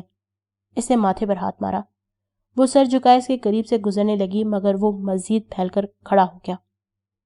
جب تک چپ نہیں کرے گی جانے نہیں دوں گا، چاہے سورج چڑھائے، ادھر ہی کھڑی رہے گی۔ آنسو کچھ اور روانی سے اس کی گالوں پر لڑکنے لگے تھے۔ میری مت ماری گئی تھی جو تجھ سے پیار کی بات کر بیٹھا۔ خدا قسم وہ ہمسایوں کی مسرت مرتی ہے مجھ پر۔ ذرا جو چھت پر چلا جاؤں تو صبح سے شام تک کپڑے سکھاتے سکھاتے پاگل ہو جاتی ہے، اور ایک تو ہے۔ اس کی آواز کی کرختی مفقود ہو گئی تھی۔ مجھ سے ایسی باتیں… وہ جملہ مکمل نہ کر سکی۔ چل نکل یہاں سے، جا کے نماز پڑھ، پاگل سارے جہان کی۔ اس نے ایک طرف ہٹ کر رستہ دے دیا۔ وہ سوٹ صدف، آگ لگا دے اسے۔ وہ تلخی سے بڑبڑایا اور چوکی کو ٹھوکر مار کر چلا گیا۔ وہ چوکی پر بیٹھ کر اذان کا انتظار کرنے لگی۔ اسے معلوم تھا کہ اجی سے اس کی شادی متوقع تھی۔ ان کی برادری میں غیروں میں رشتہ کرنے کا رواج نہیں تھا۔ اماں ابا اور تایا جی کے درمیان ایک طرح سے بات طے ہو چکی تھی۔ تائی جان کی مخالفت کا سامنا نہ ہوتا تو شاید اب تک منگنی بھی ہو چکی ہوتی۔ اجی سے شادی پر اسے کوئی اعتراض نہ تھا۔ وہ میٹرک پاس تھا، شکل و صورت اچھی تھی، ملازمت بھی کر رہا تھا۔ وہ بالکل ان پڑھ ہوتا، بدصورت ہوتا تو بھی اسے رشتے سے انکار نہ ہوتا۔ اس نے کبھی اس نہج پر نہیں سوچا تھا کہ کسی سے شادی کرنے کے لیے اس سے محبت ہونا ضروری ہے۔ اسے اتنی محبتیں میسر تھیں کہ کسی اور کی محبت کی چاہ نہیں باقی تھی۔ کنویں کی تہ میں اگنے والے پودے کو بارش کی آس نہیں ہوتی، وہ بھی ایک ایسا پودا تھی، پریم جل سے تراتریز۔ بچپن سے لے کر اب تک وہ ایسی مکمل محبتوں کے گھیرے میں رہی تھی جن میں رخنا نہیں تھا، کھوٹ نہیں تھا۔ ابا کی محبت جو وہ سر درد کا دم کرتے ہوئے پھونکوں میں بھر بھر کر پیشانی پر انڈیل دیتے۔ ابا سے دم کروانے سے اتنا اچھا لگتا تھا کہ کئی بار وہ جھوٹ موٹ سر کا درد کا بہانہ کر دیتی۔ ابا ماتھے کی جلد کو چٹکی میں بھر کر ذرا سا کھینچتے اور چھو چھو کرتے جاتے۔ وہ آنکھیں بند کر کے دعا کرتی کہ آج دم طویل ہو جائے، ابا پڑھتے ہوئے بار بار بھولے۔ اماں کی محبت جو وہ دیسی گھی کے پراٹھوں، ساگ بھات اور ترکاریوں میں گھول گھول کر نچھاور کرتی، اماں کے ہاتھ میں ذائقہ نہیں تھا۔ کئی بار جب بھنڈی کا سالن لیسدار بنتا تو بوٹیاں کچی رہ جاتی، نمک مرچ کم زیادہ ہو جاتا، اور ان میں سے اگر کوئی منہ دکھاتا اور کھانے سے ہاتھ کھینچ لیتا تو اماں کہتی، اللہ کے کاموں میں کس کا دخل ہے، لون ڈالتے میرا ہاتھ کام کیا، یا کہتی کسائی نے بڈھا بکرا ذبح کیا تو میرا کیا قصور۔ یہ جملے وہ اتنی عاجزی سے بولتی کہ مانے بنا چارہ نہ رہتا۔ کنیز کی محبت، آپا کی محبت، اسے تو مرغی کے چوزوں اور سیفتی کے برف ایسے سفید پھولوں سے محبت تھی، اور ان سب سے بڑھ کر اللہ کی محبت جس کے سامنے سب محبتیں ہینچ تھیں۔ اذان کی آواز آنے لگتی تو وہ ایک ایک حرف غور سے سنتی، بلاؤں کا جواب دیتی۔ اسے لگتا تھا اسے خاص طور پر بلایا جا رہا ہے، تفاخر سے اس کی چال میں اتراہٹ سی آ جاتی۔ روٹی کا ہر لقمہ توڑنے سے پہلے بسم اللہ پڑھتی۔ اسے یوں بڑبڑاتے اور نہایت آہستگی سے روٹی کھاتے دیکھ اماں چڑھ جاتی، ایک روٹی کھانے میں تجھے ویرے لگ جاتے ہیں، بڑی لجی ہے تو۔ وہ مسکرائے جاتی، بسم اللہ پڑھ جاتی۔ اس محبت کے بعد اسے کسی اور محبت کی کیا ضرورت تھی؟ اس کا دل مطمئن تھا، کوئی ہلچل نہیں تھی، تو وہ کیوں غیر اہم اور بے حقیقت چیزوں کے پیچھے بھاگتی؟ اذان شروع ہو گئی تھی۔ اس محبت کے بعد اسے کسی اور محبت کی کیا ضرورت تھی؟ اس کا دل مطمئن تھا، کوئی ہلچل نہیں تھی، تو وہ کیوں غیر اہم اور بے حقیقت چیزوں کے پیچھے بھاگتی؟ اذان شروع ہو گئی تھی۔ اس نے روٹی دسترخوان میں لپیٹ کر ہاٹ پاٹ میں رکھی، سالن دیچکی میں ڈالا اور باہر نکلنے لگی تھی کہ صدف آ گئی۔ اجی بھائی کھانا کھا کے نہیں گئے؟ نہیں۔ کیوں؟ وہ تولیے سے ہاتھ پونچھتی اس شاپر کی طرف بڑھی جو اب تک ویسے ہی فرش پر دھرا تھا۔ ایک لمحے کے لیے عائشہ کا دل زور سے دھڑکا۔ یہ سوٹ وہ تمہارے لیے لائے ہیں؟ بڑی بات ہے بھائی، میرا یا امی کا خیال تو کبھی نہیں آیا انہیں۔ اس کی آواز میں طنز کی آمیزش تھی۔ کچن سے آوازیں آ رہی تھیں، لگتا تھا اجی بھائی غصے میں ہے۔ کیا تم کو سوٹ پسند نہیں آیا؟ ڈیزائن تو بڑا زبردست ہے۔ وہ کپڑے کی تہہ کھول کر دیکھنے لگی۔ یہ تم رکھ لو صدف، میں نے تو اجی سے نہیں کہا، وہ خود ہی۔ اس کی سمجھ میں نہیں آ رہا تھا وہ کیسے اپنی صفائی کرے۔ کیوں؟ میں کیوں رکھ لوں؟ تمہارے لیے لائے ہیں، تم ہی پہنو۔ اچھا میں تائی جان سے پوچھ لوں گی، شاید انہیں پسند نہ آ جائے، وہ آہستگی سے کہہ کر مڑ گئی۔ نماز کو دیر ہو گئی ہوگی۔ ہاں جی، نمازیں اپنی جگہ۔ چپتی ہوئی آواز، تضحیک امیز لہجہ۔ عائشہ کی آنکھیں ڈبڈبا گئیں، پتہ نہیں وہ تائی جان سے کیا کہتے۔ سارا دن سوچ سوچ کر وہ پریشان ہوتی رہی، اس جگہ بیٹھنے سے گریز کرتی رہی جہاں وہ موجود ہوتی، لیکن انہوں نے اس بارے میں کوئی بات نہیں کی تھی۔ شام کو میری اس سے ملنے کے لیے آ گئی۔ آپ کو گھر کیسے ملا؟ اس کی اچانک آمد پر وہ حیرت زدہ تھی۔ صدف کی ایک کلاس فیلو سے معلوم کیا، میں ادھر کینٹ آئی ہوئی تھی، سوچا تم سے بھی ملتی جاؤں۔ اس روز تم بغیر ملے ہی چلی گئی۔ میں سارے کالج میں تمہیں ڈھونڈتی پھر رہی تھی، اور نیل کہہ رہا تھا تم کو کوئی لڑکی بلا کر لے گئی تھی، کم سے کم مجھے بتا کر تو جاتی۔ عائشہ نے اس بات کا کوئی جواب نہیں دیا تھا۔ بس پاس بن گیا تمہارا؟ نہیں جی، ابھی تک تو کچھ نہیں ہو سکا۔ وہ میری کے لیے شربت بنانے کے لیے اٹھ گئی۔ شو کیس سے کانچ کے گلاس اور جگ نکالتے ہوئے دیکھ کر تائی جان اس پر برس پڑی۔ سارے گھر میں ایک ہی شیشے کا سالم سیٹ بچا ہے، صدف کے سسرال سے کوئی آ جائے تو گھڑی کی گھڑی سجاوٹ کے لیے رکھ دیتی ہوں۔ اسٹیل کے گلاسوں سے باورچی خانہ بھرا پڑا ہے، ان میں کون سے کیڑے پڑے ہیں یا شیشے کے گلاس میں شربت پلائے بنا تمہاری ناک نہیں رہتی؟ میں نے تو آج تک تمہارے گھر سے کانچ کے برتن میں کچھ کھا پی کر نہیں دیکھا، یہاں آ کر تم لوگوں کے نخرے ہی اور ہو جاتے ہیں۔ ان کی آواز اتنی بلند ضرور تھی کہ ساتھ والے کمرے میں موجود میری کے کانوں تک پہنچ جاتی تھی۔ صبح والی بات کا غصہ انہوں نے اس بہانے نکالا تھا۔ یہ کیسے ہو سکتا تھا کہ صدف ان سے ذکر نہ کرتی؟ وہ اسٹیل کے گلاس میں شربت ڈال کر شرم ساری سے میری کے پاس آ گئی۔ وہ کچھ دیر بیٹھی عائشہ سے ادھر ادھر کی باتیں کرتی رہی۔ وہ اسے نظریں ملانے سے گریزاں تھیں، مگر میری نے اس بات کا ذرا سا بھی احساس نہیں دلایا کہ وہ تائی جان کی باتیں سن چکی تھی۔ یہاں دراز میں 2000 روپے رکھے تھے، وہ کہاں ہیں؟ عفت پچھلے آدھے گھنٹے میں پورا گھر کھنکال چکی تھی۔ وہ مسلسل کتاب پر نظریں جمائے خود کو محو ظاہر کرنے میں کوشاں تھی۔ عفت نے گھر کا ہر کونا خدرہ کھوج لیا تھا، کچن میں، باتھ روم میں، کھڑکیوں کے پردوں کے پیچھے، صوفوں کی گدیوں تلے، ٹی وی ٹرالی کے درازوں میں، ہر جگہ دیکھنے کے بعد وہ رائٹنگ ٹیبل کے درازوں سے ایک ایک چیز نکال کر باہر اچھالنے لگی تھی۔ شاید تیسری یا چوتھی بار وہ ان درازوں کی تلاشی لے رہی تھی۔ یہیں رکھے تھے، اچھی طرح یاد ہے مجھے۔ ان کے چہرے پر ہوائیاں اڑی ہوئی تھیں۔ تمہیں ذرا بھی احساس نہیں ہے میں کتنی پریشان ہوں؟ اسے لاتعلق بیٹھا دیکھ کر وہ پھٹ پڑی۔ اٹھو اور تلاش کرو، کہاں چلے گئے؟ میں پاگل ہو جاؤں گی۔ انہوں نے اس کے ہاتھ سے کتابیں چھین لی۔ روزانہ ہی کوئی نہ کوئی چیز آپ کہیں رکھ کر بھول جاتی ہیں، وہ لاپرواہی سے بولی۔ آج کوئی نئی بات تو نہیں ہے؟ یہ کتاب مجھے دیتے، میرا ٹیسٹ ہے کل۔ بھاڑ میں گیا تمہارا ٹیسٹ، کوئی آیا تو نہیں تھا میرے بعد؟ برابر والی آسفا تو نہیں آئی تھی؟ پہلے بھی وہ میرا پورا کٹلری سیٹ اٹھا کر لے گئی تھی بغیر بتائے۔ وہ تو نہیں آئی، ہاں اسے جیسے کچھ یاد آ گیا، پترس آیا تھا کوڑا لینے، میں باتھ روم میں چلی گئی، شاید وہ یہاں آ گیا ہو۔ اس بدبخت کو اکیلا کیوں چھوڑا تم نے؟ لعنت ہو تمہاری عقل پر۔ پیسے یہاں ہوں تو مجھے ملے بھی، دراز میں سب کے اوپر رکھے تھے، کبھی ہو ہی نہیں سکتا تھا اس نے تلاشی نہ لی ہو۔ یا اللہ، وہ کرسی پر ڈہ گئی۔ پروین کو پچھلے 3 ماہ سے ٹال رہی ہوں میں، اب وہ بھلا مانے گی کہ پیسے چوری ہو گئے؟ نند اس کی ہاسپٹل میں پڑی ہے، اسے ان دنوں بہت زیادہ ضرورت ہے، کتنی مشکل سے میں نے۔ وہ سن ہوتے ہوئے بازو کو دوسرے ہاتھ سے دبانے لگی۔ جاسیہ خاموش کھڑی ان کی دھندلاتی ہوئی آنکھوں کو دیکھتی رہی۔ امی میں انیلا کے گھر چلی جاؤں؟ میرے پاس جرنلزم کے نوٹس۔ دفع ہو جاؤ، جہنم میں جاؤ۔ اس کی بات پوری ہو جانے سے پہلے ہی وہ چیخ پڑی۔ مڑتے ہوئے اس نے انہیں پھر رائٹنگ ٹیبل کے دراز پر جھکتے دیکھا۔ باہر نکلنے سے پہلے اس نے جرسی کے آستین کو چھو کر نوٹوں کی موجودگی کا اطمینان کیا تھا۔ بہت سوچ بچار کے بعد اس نے خوبصورت پیکنگ والا مردانہ کلون، ٹائی کف لنکس اور خوبصورت سرخ پھولوں کا بوکے خریدا تھا۔ اس تمام خریداری میں تقریباً 1.5 گھنٹہ صرف ہو گیا تھا۔ بازار سے وہ انیلا کے گھر چلی گئی تھی۔ انیلا کلاس کی واحد لڑکی تھی جسے اس نے اونیل کے متعلق بتا رکھا تھا۔ ساری چیزیں اس کے پاس رکھوا کر وہ واپسی کے لیے روانہ ہوئی۔ انیلا کے سبسار پر اس نے بتایا تھا کہ اس نے 10 روپے روزانہ کی کمیٹی ڈال رکھی تھی اور یہ تحائف اس کمیٹی کے پیسوں سے خرید گئے تھے۔ انیلا کا گھر قدیم شہر میں ریلوے لائن کے قریب تھا۔ ریلوے کے پٹری سے ذرا فاصلے پر گندے پانی کا ایک چوڑا سا نالا بل کھاتا ہوا آبادی کی طرف بڑھتا تھا۔ واپسی پر جب وہ ویگن اسٹاپ تک جانے کے لیے وہاں سے گزر رہی تھی تو بائیں جانب نالے کے کنارے گھورے بیٹھی وہی زشت روح بھکارن دکھائی دی۔ اس کے ادھڑے ہوئے گوشے والی خون رنگ آنکھوں کو خود پر جمے پا کر جاسیہ کی ٹانگیں ایک بار پھر سے لرز گئی تھی۔ حت الوسیع تیزی سے وہ اس جگہ کو پار کر گئی۔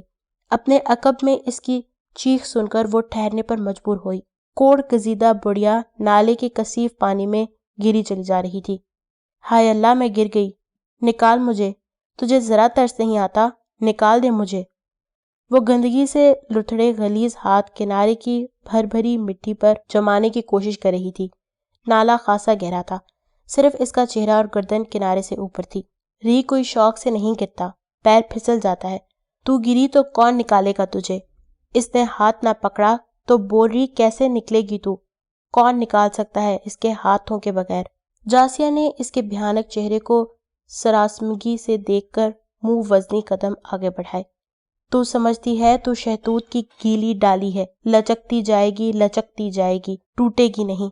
بھول ہے تیری، بھول ہے نہ ریت، تو کیکر کی سوکھی ہوئی شاخ ہے، ذرا زیادہ وزن پڑا تو تڑک جائے گی۔ اس کی آواز جاسیہ کے تعاقب میں تھی۔ کوڑی ہے، بڑھیا نے مجنونانہ کہکا لگایا۔ ایک کوڑی ہے۔ وہ پیچھے دیکھے بنا لرزیدہ قدموں سے آگے بڑھتی رہی۔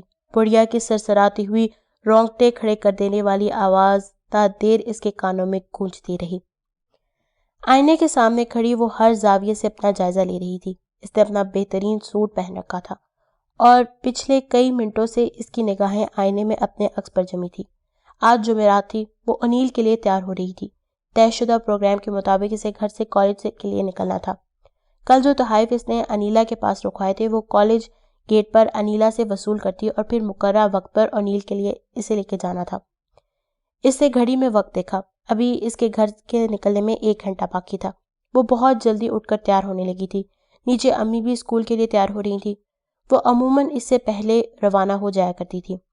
کال بیل کی آواز نے سوچوں کا تانا بانا بکھیر دیا تھا۔ کچھ دیر وہ انتظار کرتی رہی مگر امی کی طرف سے کوئی جواب نہ پا کر سیڑھیوں کی جانب بڑھی۔ وہ شاید باتھ روم میں تھی، اسی لیے دروازہ اب تک نہیں کھلا تھا۔ کال بیل دوبارہ بجی۔ وہ جھنجھلا کر تیزی سے سیڑھیاں اترنے لگی۔ ابھی وہ نیچے نہیں پہنچی تھی کہ امی دروازے کی جانب بڑھتی دکھائی دیں۔ وہ وہیں سے پلٹ کر دوبارہ آئینے کے سامنے جم گئی تھی۔ کیا ہے مجھ میں جس کی بنا پر انیل مجھ سے محبت کرتا ہے؟ کچھ بھی تو نہیں۔ میری آنکھیں، اس نے پلکوں پر مسکارا لگاتے ہوئے خود کلامی کی، بالکل عام سی تو ہے، کوئی خاص بات نہیں ان میں۔ میرے گال، اس نے رخساروں کو ہاتھ لگایا، ایسا چہرہ، ایسی رنگت تو ہزاروں لڑکیوں کی ہوگی، اس نے مجھے کیوں چنا؟ میری گردن، لاکٹ کا ہک بند کرتے ہوئے وہ اپنی گردن کا جائزہ لینے لگی۔ میری گردن خوبصورت تو ہے، لیکن ایسی بھی نہیں کہ انیل اس پر توجہ دے۔ وہ تو دیوتا ہے، میں کیا ہوں اس کے مقابل؟ میری شخصیت اس کے سامنے ایک حقیر داسی سے زیادہ نہیں ہے۔ اس سے محبت کے لیے میرا انتخاب کیوں کیا ہے؟ وہ شکر گزاری سے بچھی جا رہی تھی۔ نچلے کمرے سے کسی عورت کے تیز تیز بولنے کی آوازیں آ رہی تھیں۔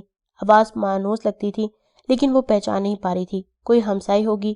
سسرال کی برائیاں کرتے ہوئے یہ شادی شدہ عورتیں کس قدر جذباتی ہو جاتی ہیں۔ کندھے جھٹک کر وہ گھنے سیاہ بالوں میں برش کرنے لگی۔ بہت دیر تک وہ اپنے نقوش کو چھو کر دیکھتی رہی۔ جب بھی آئینے کے سامنے سے ہٹنے لگتی، اسے تیاری میں کوئی سقم محسوس ہونے لگتا۔ کبھی آئی شیڈو گہرا ہو جاتا تو کبھی لپسٹک کا رنگ پھیکا اور بے جان لگنے لگتا۔ وہ نئے سرے سے خود کو سنوارنے کے جتن کرنے لگتی۔ جب وہ نیچے اتر رہی تھی، اس وقت بھی پوری طرح مطمئن نہیں تھی۔ اس کے خیال میں اس نے بلش آن کا درست شیڈ منتخب نہیں کیا تھا۔ باہر آنے سے قبل اس نے سر اور شانوں کے گرد گرم شال کو اچھی طرح لپیٹ لیا تھا تاکہ امی اس کی غیر معمولی تیاری کو محسوس نہ کر سکیں۔ وہ عورت جا چکی تھی، امی اکیلی بیٹھی تھی۔ ایک لہجہ اسے یوں محسوس ہوا جیسے سیڑھیاں اپنی جگہ سے کھسک گئی ہوں۔ امی کے سامنے میز پر جو کچھ موجود تھا، اسے دیکھ کر اس کا دل چاہا تھا کہ وہ بھاگتی ہوئی واپس جائے اور خود کو کمرے میں بند کر لے، مگر اس ارادے پر عمل کرنا ممکن نہیں تھا۔ اس کا نچلا دھڑ پتھر کا ہو چکا تھا۔ اسے دیکھ کر امی اپنی جگہ سے اٹھ کر آئیں اور اس کا بے جان ہاتھ پکڑ کر اسے نیچے گھسیٹ لیا۔ انیلا کی امی آئی تھی، کچھ چیزیں دے گئی ہیں، دیکھو گی کیا لے کر آئی ہیں؟ امی کی آواز کسی بازگشت کی مانند لہرائی۔ اس کی آنکھیں فرش پہ جمی رہیں۔ یہ دیکھو۔ وہ میز سے ڈبہ اٹھا کر اس کے منہ پہ مارنے لگی۔ دیکھو انہیں، تمہاری شاپنگ ہے نا؟ یہ کہیں وہ غلطی سے تو نہیں دے گئی؟ انہوں نے پھٹے ہوئے پھولدار ریپر مٹھیوں میں بھیج کر اس کے قدموں میں اچھالے تھے۔ وہ سر جھکائے ساکت کھڑی رہی۔ پیسے کم تو نہیں پڑ گئے تھے؟ کسی اونچے شاپنگ مال سے خریدی ہوئی چیزیں لگتی ہیں۔ پھولوں کا بکے اس کے چہرے سے ٹکرایا تھا۔ اس کی پلکوں نے جنبش نہیں کی تھی۔ بولو جاسیہ، مجھے کس بات کا انعام دیا ہے تم نے؟ اپنی جوانی بیوگی میں گزارنے کا یا تمہاری خاطر ساری زندگی دھکے کھانے کا؟ میری کس نیکی کا صلہ ہے یہ؟ وہ تیش سے لرزتی آگے بڑھی اور اس پر تھپڑوں کی بارش کرتی۔ اس کے حلق سے کراہیں نکلتی رہیں، لیکن اس نے آنکھ اٹھا کر ان کا چہرہ نہیں دیکھا۔ تم میری آنکھوں میں دھول جھونکتی رہی اور میں سمجھتی رہی میری بیٹی تم ایک عصائی کے ساتھ ان کی آواز پھٹ سی گئی تھی۔ یقیناً وہ اس کے ہاتھ کا لکھا ہوا کارڈ پڑ چکی تھی، یا شاید انیلا نے اپنی امی کو سب کچھ بتا دیا تھا۔ میں اسے شادی کروں گی۔ مار کھاتے ہوئے اس کے ہونٹ بہت آہستگی سے ہلے تھے۔ کیا کہا تم نے؟ کیا کہا؟ تم اس سے شادی؟ امی نے اس کے بال مٹھی میں جکڑ کر الٹے ہاتھ کا زوردار تھپڑ اس کے گال پہ مارا تھا۔ ہاں میں کروں گی۔ وہ ایک دم بپھر کر پیچھے ہٹی۔ وہ مسلمان ہو جائے گا، میں اسی سے شادی کروں گی، وہ میری خاطر مسلمان ہو جائے گا۔ وہ چلانے لگی۔ آپ مجھے روک نہیں سکتی، میرے جو جی میں آئے گا میں وہی کروں گی، میں اسے محبت کرتی ہوں، اسی سے۔ امی نے ایک اور تھپڑ اس کے چہرے پہ دے مارا تھا۔ محبت؟ کیا ہوتی ہے محبت؟ والدین کو دھوکہ دینا محبت ہوتی ہے؟ اپنی عزت، اپنے گھر والوں کی عزت کو سرے بازار نیلام کرنا محبت ہوتی ہے؟ یہ ہوتی ہے محبت؟ ایسی محبت پر لعنت ہے۔ ان کا جسم دھیرے دھیرے کانپ رہا تھا۔ میں نے کوئی غلط کام نہیں کیا، میں نے کوئی برائی نہیں کی، غلطی تو ساری میری ہے، میں غلط ہوں، تم پر اعتماد کر کے میں نے غلطی کی ہے۔ ان کا ہاتھ ایک بار پھر اٹھا تھا۔ وہ ان کی پہنچ سے دور ہو کر چیخی، اب مجھے ہاتھ مت لگائیے گا، اب میں اور برداشت نہیں کروں گی۔ کیا کرو گی تم؟ کیا کرو گی؟ بولو، کیا کرو گی؟ مجھے جان سے مارو گی؟ مارو، میرا گلا دبا دو، تم نے مجھے زندہ ہی کب چھوڑا ہے؟ وہ ان کے چہرے کو تنفر سے گھورتی رہی۔ عفت نے ہاتھ بڑھا کر اسے کندھے سے دبوچا اور اسے ساتھ لیے سیڑھیاں چڑھنے لگی۔ بارہا اس کا جی چاہا کہ ان سے ہاتھ چھڑا کر باہر بھاگ جائے، مگر ان کے ساتھ گھسیٹتی رہی۔ اسے کمرے میں دھکا دے کر انہوں نے دروازہ باہر سے مقفل کر دیا تھا۔ وہ بستر پر بیٹھ کر بند دروازے کو ڈھونڈنے لگی۔ امی کے رونے کی آواز دروازے سے چھن چھن کر اس تک پہنچ رہی تھی۔ دروازے پر دستک دیتے دیتے اس کی ہتھیلیاں دکھنے لگی تھی، لیکن اسے اس بات کی قطعاً پرواہ نہ تھی۔ صبح سے وہ مسلسل دروازہ پیٹ رہی تھی، بغیر رکے، امی کی ڈانٹ پھٹکار، التجاؤں، منتوں کی پرواہ کیے بنا۔ وہ دونوں ہاتھ دروازے پر پوری قوت سے مارتی جا رہی تھی۔ امی کی آواز سنائی دیتی تو وہ چیخنے چلانے لگتی۔ اسے کمرے میں بند ہوئے 2 دن ہو گئے تھے۔ اس دوران ایک بار بھی دروازہ نہیں کھلا تھا۔ امی کھانا ٹرے میں رکھ کر دروازے کی نچلی خلا سے اندر دھکیل دیتی اور وہ برتن دیوار پر دے مارتی۔ 2 دن سے اس نے ایک نوالا بھی حلق سے نیچے نہیں اتارا تھا، مگر اسے بھوک پیاس کے متعلق احساس نہیں تھا۔ انیل کے علاوہ اسے کسی بھی چیز کی پرواہ نہیں تھی۔ تمہیں اپنی اور میری عزت کا ذرا خیال نہیں جاسیہ؟ لوگ تمہارے شور مچانے کی وجہ پوچھیں گے تو میں کیا جواب دوں گی؟ تم اتنی بے حس کیوں ہو گئی ہو؟ تمہیں مجھ پر رحم کیوں نہیں آتا؟ عفت اسے سمجھاتے سمجھاتے عاجز ہو گئی تھی۔ اس کی وجہ سے وہ اسکول بھی نہیں جا رہی تھی۔ آپ کو مجھ پر ترس نہیں آتا تو میں آپ پر ترس کیوں کھاؤں؟ آپ کو لوگوں کی پرواہ ہے، میرا کوئی احساس نہیں، میں بہت تکلیف میں ہوں، دروازہ کھول دیں، مجھ پر رحم کریں۔ چیختے چیختے اس کا گلا بیٹھ گیا تھا۔ میں نے ساری زندگی تمہاری خاطر، صرف تمہاری خاطر بیوگی میں گزاری۔ میں نے کیا نہیں کیا تمہارے لیے؟ کس چیز سے محروم رکھا؟ اچھے کپڑے، اچھا کھانا، تعلیم، ان سب کے بدلے میں تم نے میرے منہ پر کالک مل دی ہے۔ میں آپ کے احسانات کی فہرست نہیں سننا چاہتی۔ ساری زندگی آپ نے کیا ہی کیا ہے سوائے احسانات گنوانے کے؟ اولاد کی خاطر تمام والدین یہ سب کچھ کرتے ہیں، آپ نے کوئی انوکھا کام نہیں کیا، اور کچھ کیا بھی ہے تو اس میں میری خوشی شامل نہیں تھی۔ میں نے آپ سے کوئی قربانی نہیں مانگی، آپ دوسری شادی کر لیتی، مجھ سے بھیک منگوا لیتی، آپ جیسے بھی رکھتی میں رہ لیتی۔ کاش آپ مجھے کچھ بھی نہ دیتی، لیکن مجھے انسان سمجھتی۔ اپنی اولاد سے تو جانور بھی پیار کرتے ہیں۔ آپ کیسی ماں ہیں؟ آپ مجھے تکلیف میں دے کر خوش ہیں؟ اس کی آواز میں آنسوں کی نمی شامل ہو گئی۔ عیسائی سے شادی کرو گی تم؟ ایک عیسائی سے؟ اس کا مطلب جانتی ہو تمہیں اللہ سے خوف نہیں آتا؟ اللہ کا خوف؟ آپ کو اللہ کیسے یاد آ گیا امی؟ آج کیسے آپ نے اس کا نام لے لیا؟ میں نے آپ کو کبھی نماز پڑھتے نہیں دیکھا، ساری زندگی آپ نے اس کا ذکر نہیں کیا، اور اب آپ مجھے اس کا خوف دلا رہی ہیں۔ آپ نے تو مجھے لوگوں سے ڈرنا سکھایا ہے، معاشرے سے خوف کھانا سکھایا ہے، اللہ سے ڈرانا تو اب بھول ہی گئی۔ اب میں کیسے ڈر جاؤں؟ میں کوئی گناہ نہیں کری، وہ مسلمان ہونے کو تیار ہے۔ آپ کو عیسائی سے شادی کرنے پر اعتراض ہے نا؟ جب وہ اپنا مذہب ہی چھوڑ دے گا تو آپ کس لیے مجھے روک رہی ہیں؟ آپ کو اعتراض ہے تو میری خوشی پر، اعتراض ہے تو صرف اس بات پر کہ میں نے اپنے بارے میں خود فیصلہ کیوں کر لیا، آپ کے سامنے سر جھکا کے کیوں نہیں بیٹھی رہی۔ یہی بات آپ کو دکھ دے رہی ہے نا؟ آپ سے برداشت نہیں ہوتا کہ آپ کی بیٹی اپنی پسند سے شادی کر لے۔ مذہب کا تو محض ایک بہانہ ہے۔ میں کسی غیر مسلم سے شادی کرتی تو بے شک آپ مجھے روک لیتی، لیکن میں تو مسلمان سے شادی کروں گی۔ تم پاگل ہو گئی ہو، لیکن میری عقل ابھی سلامت ہے، میں تمہیں یہ من مانی ہرگز نہیں کرنے دوں گی۔ اور کان کھول کر سن لو، اگر تم نے انیل سے ملنے کی کوشش کی یا وہ ہمارے گھر آیا تو میں پولیس میں اس کے خلاف رپورٹ درج کرا دوں گی۔ ان کے قدموں کی چاپ کو دور ہوتے سن کر جاسیہ پھر سے دروازہ دھڑدھڑانے لگی۔ آپ اللہ کی بات کرتی ہیں؟ اللہ تو جبر کرنے کو نہیں کہتا، وہ تو نہیں کہتا۔ اس نے اسٹول اٹھا کر دروازے کی سمت اچھال دیا اور فرش پر گر کر رونے لگی۔ زندگی میں پہلی بار اسے اپنی ماں سے نفرت محسوس ہو رہی تھی۔ دنیا کا ہر وہ شخص اس کا دشمن تھا جو اس کے اور انیل کے درمیان آ جاتا۔ اس نے میرا کتنا انتظار کیا ہوگا اور مجھے نہ دے کر کس قدر مایوس ہوا ہوگا۔ وہ دھندلی آنکھوں سے دیوار پر رینگتی مزمل زرد روشنی کو دیکھنے لگی۔ پتہ نہیں اس سے کیا سوچا ہو، وہ صرف میرے لیے تو واپس آیا تھا۔ دیواریں پانی میں ڈوبنے لگیں۔ میں کیا کروں؟ کہیں وہ واپس نہ چلا جائے۔ اٹھ کر بے چینی سے ٹہلنے لگی۔ میں مر جاؤں گی، میں نہیں رہ سکتی اس کے بغیر، نہیں رہ سکتی۔ جانے کتنی دیر وہ کمرے کے طول و عرض میں بھٹکتی رہی۔ اس کی ٹانگیں تھکن سے شل ہو گئی تھی۔ کھڑکی کے سامنے ٹھہر کر اس نے نم آنکھوں کو پوچھا تھا، ٹھیک ہے، ایسے ہی ٹھیک ہے۔ اگر آپ مجھے تکلیف میں دے کر خوش ہے تو مجھے بھی آپ کو دکھ دیتے ہوئے افسوس نہیں ہوگا۔ آپ نے مجھے ایسا کرنے پر مجبور کر دیا ہے، ایسے ہی صحیح۔ وہ کھڑکی کی چابی پر ہاتھ پھیلائے بڑبڑانے لگی۔